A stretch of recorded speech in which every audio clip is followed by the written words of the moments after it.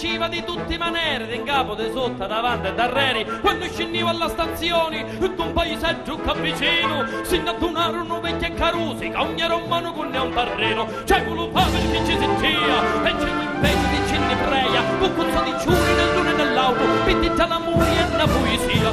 Ma la passione non ti fa chieri a fare le cose che fanno piacere, senza capire sul disgraziato, e se lo scherzo amaratato. E da così che di oggi domani, con cosa di giuri non avete spasso, anche che tutte le canne arraggiati, ci ettono sala a chiudere il passo. Male con paesetto, tali non hanno che fare, e mentre che perdo una corda dello scecco, se non si cano solo lo stacco.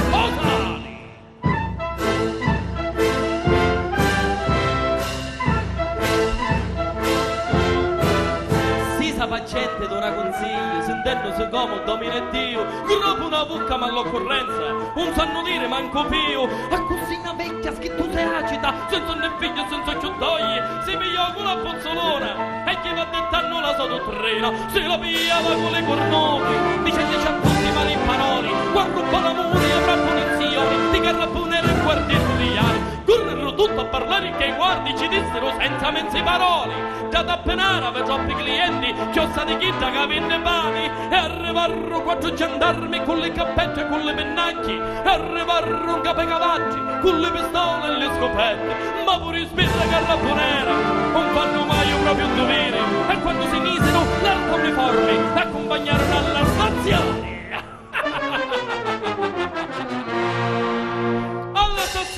C'erano tutti, la guardia reale Saestano, alla stazione c'erano tutti, con l'occhio mangiato e l'opera in mano, a salutare con quinta spicchia, senza pretendere e senza vini, a salutare con quinto giorno, porto l'amore in eccio quartieri, c'era un cartello d'armi, e l'occhio chi di pena, diciamo un addio con questo di giuri, tutti si ne va alla primavera. Ma la notizia di sta portata non aveva bisogno di carta stampata, come una schicca ittata di voci, vola più lesta d'un segno di croci, alla stazione che viene da presso.